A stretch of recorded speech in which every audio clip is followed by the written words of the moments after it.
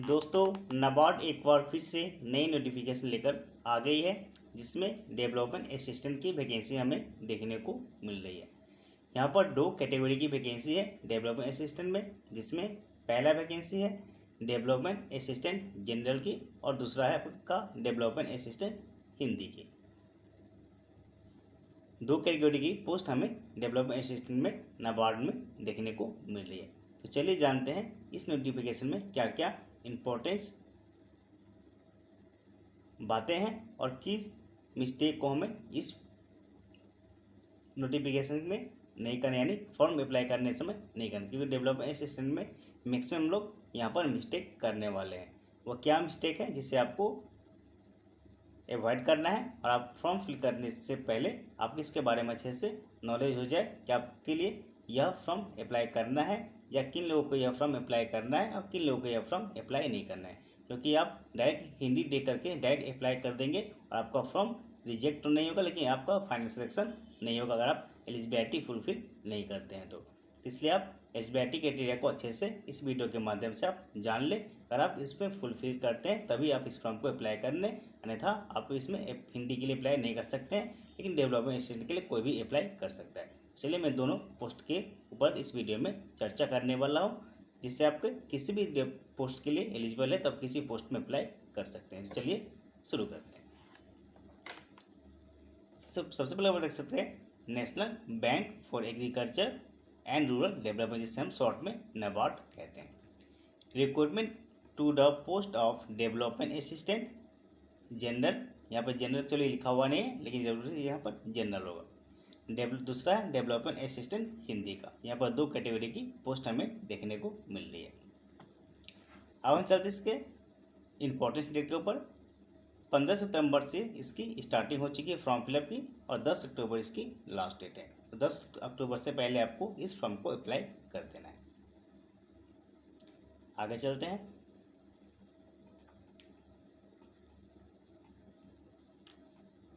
यहाँ पर अच्छे से दे दी गई है डेट्स। 15 सितंबर 2022 से लेकर के 10 अक्टूबर 2022 तक इसकी लिंक ओपन रहेगी। इसी के बीच आपको फॉर्म को अप्लाई करना है। फेस 1 यानी प्री एग्जामिनेशन आपके 6 नवंबर यहाँ पर डेट दे देगी, क्योंकि नाबार्ड की जो सिलेक्शन प्रोसेस होता है काफ़ी फास्ट, जिस प्रकार से आपकी IBPS की होती है नाबार्ड सेम है। आपको 6 महीने 7 महीने के अंदर ही आपकी यहाँ पर सिलेक्शन पूरी हो जाती है। यहाँ पर प्री एग्जामिनेशन की डेट भी नाबार्ड ने यहाँ पर ऑलरेडी दे चुकी है। मेंस एग्जामिनेशन की डेट फिलहाल यहाँ पर अभी नहीं है, या बाद में भी दे दी जाएगी। आगे चलते हैं।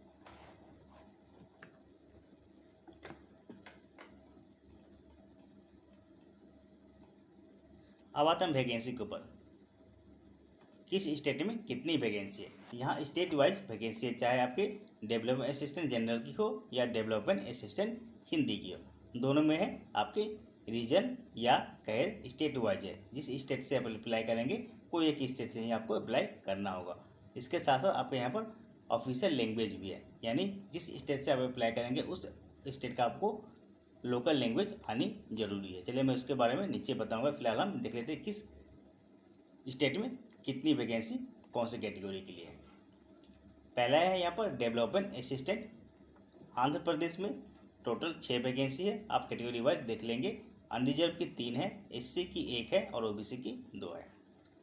असम में टोटल 2 वैकेंसी है, जिसमें अनरिजर्व की 1 है और OBC की 1 है। बिहार में 2 टोटल वैकेंसी है, जिसमें 1 है अनरिजर्व की और 1 है OBC की। छत्तीसगढ़ में 3 वैकेंसी है टोटल, यहाँ पर कैटेगरी वाइज आप देख लेंगे।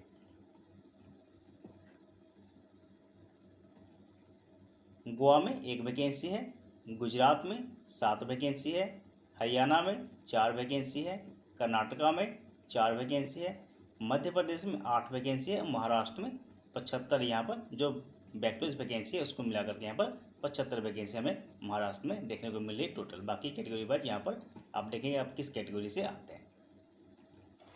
मणिपुर में 1 है, नागालैंड में 1 है, न्यू दिल्ली में 2 है, उड़ीसा में 4 है, पंजाब में 5 है, राजस्थान में 8 है, तमिलनाडु में 7 है, तेलंगाना में 7 है, उत्तर प्रदेश में 9 है बैकलॉग वैकेंसी लेकर के, उत्तराखंड में 5 है और वेस्ट बंगाल में 12 वैकेंसी है। तो यहाँ पर किस किस स्टेट में आपकी 1, 2, 3 वैकेंसी, 4 वैकेंसी, 5 वैकेंसी भी देखने को मिल रही है। और कि जो सबसे ज़्यादा वैकेंसी यहाँ पर महाराष्ट्र में 75 वैकेंसी देखने को मिल रही है। यहाँ पर स्टेट वाइज एक ही स्टेट से आपको यहाँ पर फॉर्म अप्लाई करना है और एक ही पोस्ट के लिए अप्लाई करना है। चलिए मैं उसके ऊपर भी नीचे बताऊँगा, फिलहाल हम देख लेते हैं किस स्टेट में है। यह हमारा आपके डेवलपमेंट असिस्टेंट जनरल के लिए इतनी वैकेंसी इसी स्टेट में। अब हम आते हैं नेक्स्ट हमारा पोस्ट डेवलपमेंट असिस्टेंट हिंदी की। यहाँ देख सकते number of post and reservation development assistant Hindi. यहाँ पर एक गौर कीजिएगा, क्योंकि हम हिंदी के लिए बटन बनाते हैं वीडियो यहाँ पर, तो हिंदी में देख लीजिएगा। डेवलपमेंट असिस्टेंट हिंदी के लिए यहाँ पर महाराष्ट्र, तमिलनाडु, तेलंगाना और उत्तराखंड, यहाँ पे 4 राज्य यानी 4 स्टेट में वैकेंसी हमें देखने को मिल रही है, बाकी स्टेट में नहीं है। यहाँ पर जो महाराष्ट्र में 1 वैकेंसी है एससी की, तमिलनाडु में 1 वैकेंसी है अनरिजर्व की, और तेलंगाना में 1 वैकेंसी है अनरिजर्व की, और उत्तराखंड में 1 वैकेंसी है अनरिजर्व की। यहाँ पे 4 स्टेट राज्य में हमें वैकेंसी देखने को मिल रही है, जिसमें महाराष्ट्र, तमिलनाडु, तेलंगाना, उत्तराखंड। अगर आप डेवलपमेंट असिस्टेंट के लिए अप्लाई करेंगे तो आप इस स्टेट की लैंग्वेज अगर आप जानते हैं तभी आप अप्लाई करेंगे, क्योंकि काफ़ी सारे अलग अलग जो डिपार्टमेंट होते हैं वहाँ पे आपको डेवलपमेंट असिस्टेंट यानी हिंदी ट्रांसलेटर के लिए आपको वहाँ पर कोई लोकल लैंग्वेज नहीं मांगी जाती, लेकिन यहाँ पर आपको लोकल लैंग्वेज मांगी गई है। ये आपको याद रखना है। अगर आप इस स्टेट के लिए यानी महाराष्ट्र से अप्लाई करना चाहते हैं तो मराठी आना चाहिए, तमिलनाडु से अप्लाई करें तमिल आना चाहिए। इस प्रकार से आपके जो वहाँ के लोकल लैंग्वेज है वह लैंग्वेज आपको आना चाहिए, तभी आप डेवलपमेंट असिस्टेंट हिंदी के लिए अप्लाई कर पाएंगे। ये आपको अच्छे से याद रखना है। तो डेवलपमेंट असिस्टेंट की यहाँ पर हमें 4 वैकेंसी टोटल हमें देखने को मिल रही है। बाकी जो डेवलपमेंट असिस्टेंट जनरल की वैकेंसी है वहाँ हमें काफ़ी ज़्यादा वैकेंसी यहाँ से लगभग अच्छी खासी वैकेंसी वहाँ पर देखने को मिल रही है। स्टेट वाइज वहाँ पर वैकेंसी, यहाँ पर स्टेट वाइज भी वैकेंसी है। तो यहाँ पर डेवलपमेंट असिस्टेंट की यहाँ पर 4 वैकेंसी हिंदी की। ये स्टेट वाइज है, महाराष्ट्र, तमिलनाडु, तेलंगाना, उत्तराखंड, 4 स्टेट में, 4 राज्य में। 4 राज्य का अगर लोकल लैंग्वेज जिन्हें आता है वही लोग अप्लाई कर पाएंगे, वरना यहाँ पे अप्लाई नहीं कर सकते। ये आपको याद रखना है। अब आते हैं अगले पेज पर।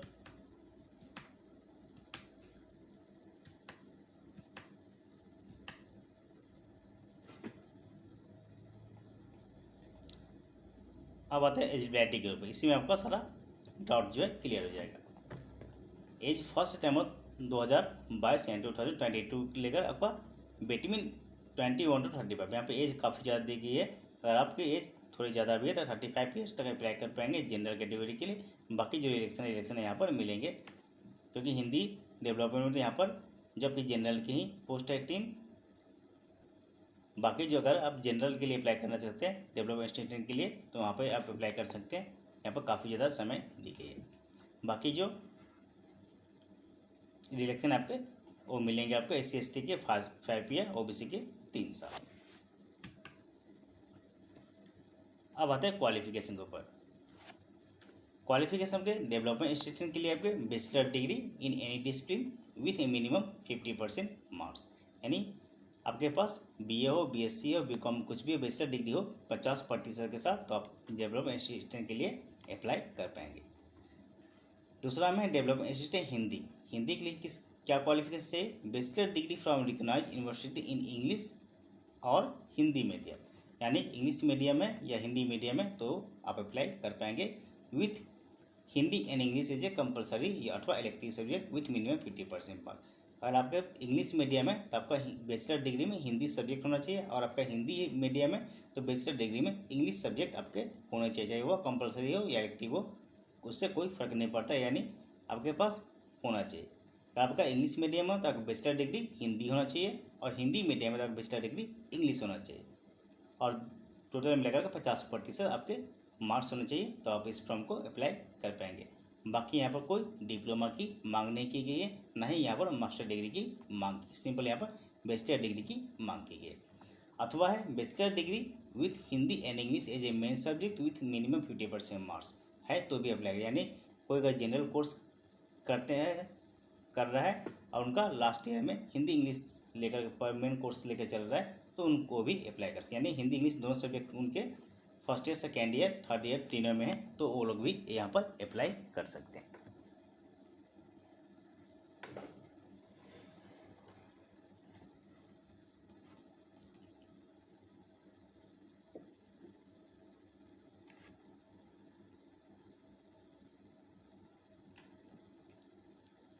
क्वालिफिकेशन हमारा यह हो गया। अब आगे चलते हैं।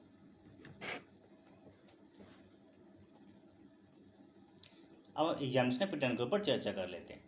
पहला है डेवलपमेंट असिस्टेंट जनरल की, जिसमें प्री एग्जामिनेशन में इंग्लिश लैंग्वेज के 40 प्रश्न रहेंगे 40 नंबर के, मैथमेटिक्स के 30 प्रश्न रहेंगे 30 नंबर के, और रीजनिंग के आपके 30 प्रश्न रहेंगे 30 नंबर के। टोटल आपके 100 प्रश्न रहेंगे 100 नंबर के प्री एग्जामिनेशन में डेवलपमेंट असिस्टेंट के यहाँ पर पैटर्न पड़ रहा है।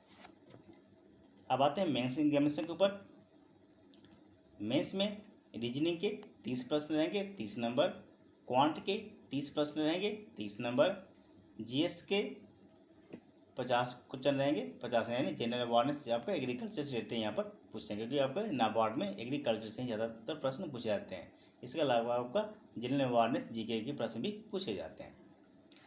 यहाँ पर कंप्यूटर नॉलेज के 40 क्वेश्चन 40 नंबर, अब बाकी आपके इंग्लिश लैंग्वेज डिस्क्रिप्टिव जिस प्रकार से होता है वो आपको पूछे जाएंगे 50 नंबर। टोटल आपके 200 नंबर के यहाँ पर रहेंगे मेंस एग्जामिनेशन में।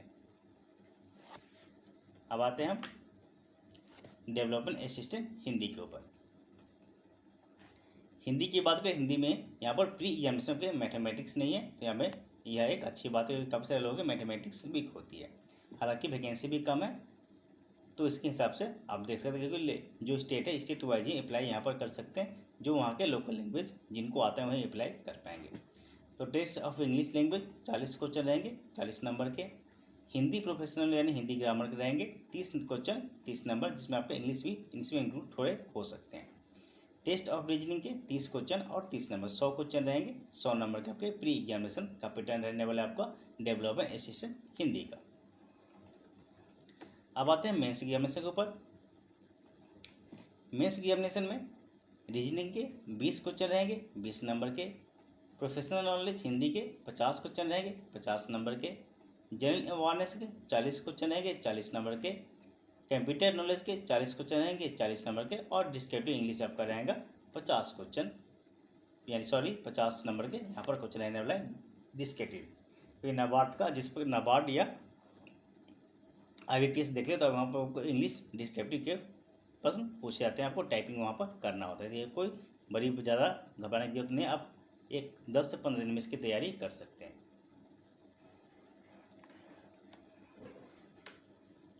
यह हमारा हो गया examination pattern pre plus mains. यह हमारा 2 एग्जामिनेशन होगा, इसके पास यहाँ पर कोई इंटरव्यू नहीं है, यह आपको याद रखना है।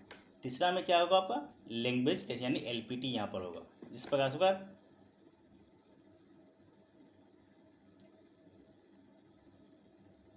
IBPS क्लर्क में होता है, उसी प्रकार से आपका यहाँ पर लैंग्वेज प्रोफिशिएंसी टेस्ट होगा। अगर आप हिंदी के लिए अप्लाई करें तो भी यहाँ पर आपको लैंग्वेज प्रोफिशिएंसी टेस्ट देना होगा। अगर आपने वह लैंग्वेज पढ़ रखा है 10th अथवा 12th क्लास में, तो आपको वहाँ पर LPT देने की जरूरत नहीं है। अगर आपने नहीं पढ़ रखा है तो आपको वहाँ पर LPT देनी होगी, आपको याद रखना है दोनों पोस्ट के लिए।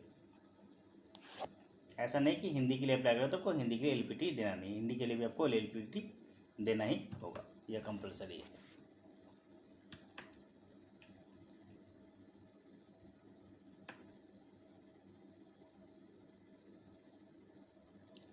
सैलरी की बात करें, सैलरी यहाँ पर ग्रोस सैलरी यहाँ पर 30 से 32 यहाँ पर दी गई है। 30 से 32 हज़ार के बीच यहाँ पर सैलरी मिलने वाली है स्टार्टिंग में।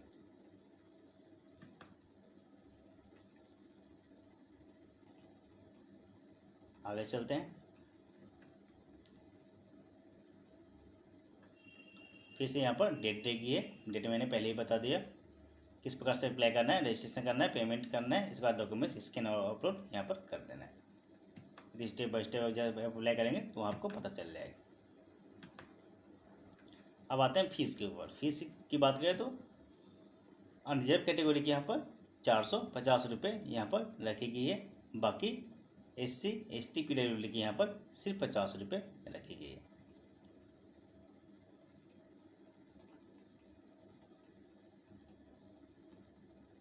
बाकी किस प्रकार से इमेज चाहिए आपका, फोटो का, स्क्रीनशॉट का, यहाँ पर साइज बताई गई है। ये जरूरत नहीं है, आप जब अप्लाई करेंगे तो आपको पता ही चल जाएगा।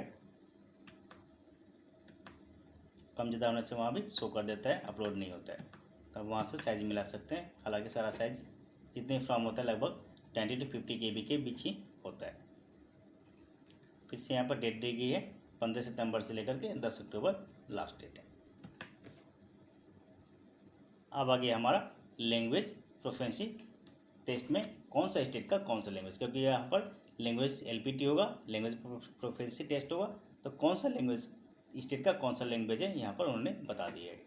फॉर एग्जांपल आंध्र प्रदेश का तेलुगु, असम का असामीज, बिहार का हिंदी, छत्तीसगढ़ का हिंदी, गोवा का कोंकणी, गुजरात का गुजराती, हरियाणा का हिंदी। इस प्रकार से आप देख लेंगे कौन से स्टेट से आप अप्लाई कर रहे हैं।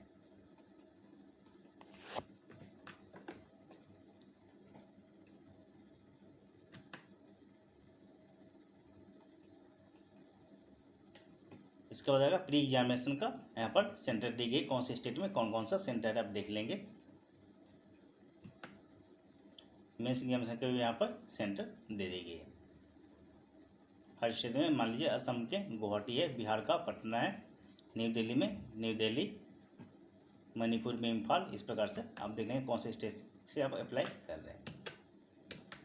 अच्छा, यहाँ पर एक चीज़ और मैं भूल गया, चलिए मैं आपको बता देता हूँ हाउ टू अप्लाई में।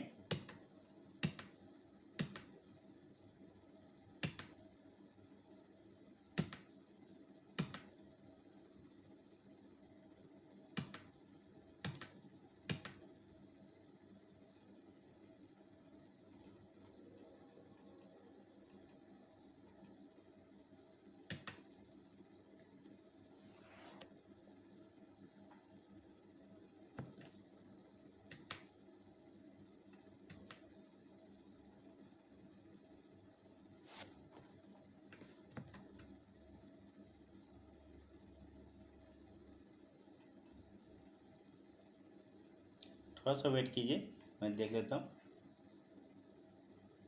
यहाँ पर देखिए उन्होंने मेंशन भी कर दिया है, candidate applying for post in particular state should be proficiency in the local language, ठीक है, of the state, should be able to read, write, speak and understand the language. जिस स्टेट से आप अप्लाई करेंगे उस स्टेट का आपको जो भाषा है बोलना भी आना चाहिए, लिखना भी आना चाहिए और पढ़ना भी आना चाहिए, समझना भी आना चाहिए, तभी आप अप्लाई करेंगे, नहीं तो आप अप्लाई नहीं कर सकते। यहाँ पर क्लियरली उन्होंने मेंशन कर दिया है।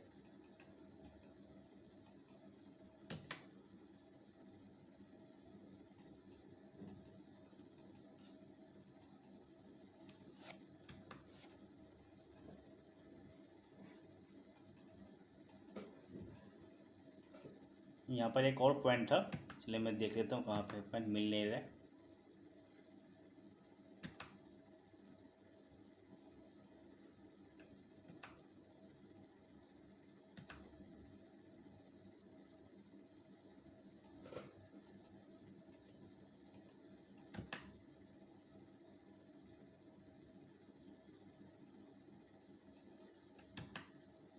थोड़ा सा वेट कीजिए, मैं देख लेता हूँ कौन सा पेज में था, जिससे आपको उसके बारे में अच्छे से समझ में आ जाए।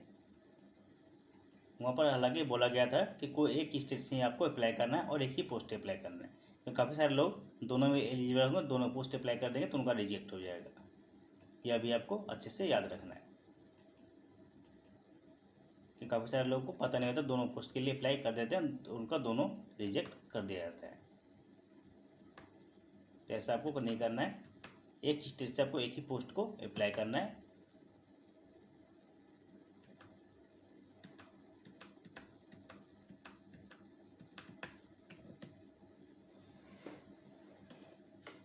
चलिए मैं वो पेज भी दिखाया तो आपको, यहीं पे कहीं पे था।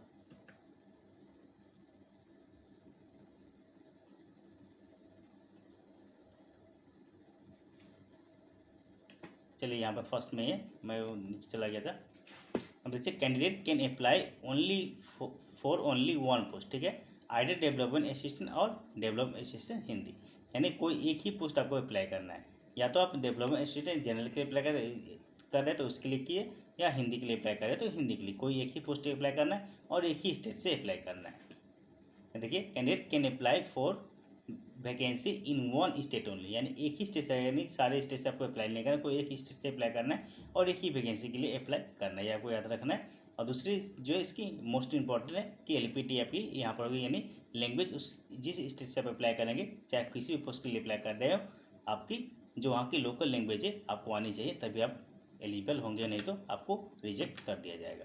यह आपको याद रखना है।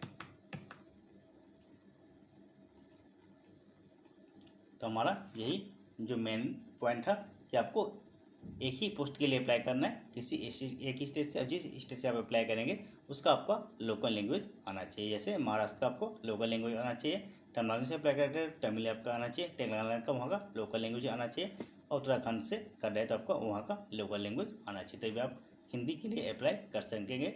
बाकी जो जनरल है डेवलपमेंट असिस्टेंट का, वह काफ़ी सारे अलग अलग स्टेट में वैकेंसी है, तो आप उससे में भी अप्लाई कर सकते हैं। तो आज के इतना है। अगर आप हमारे चैनल पर नए हैं, चैनल को सब्सक्राइब कर दें, जिससे हमारी आने वाली वीडियो आपको मिलती रहे। तो मिलते हैं अगले वीडियो में।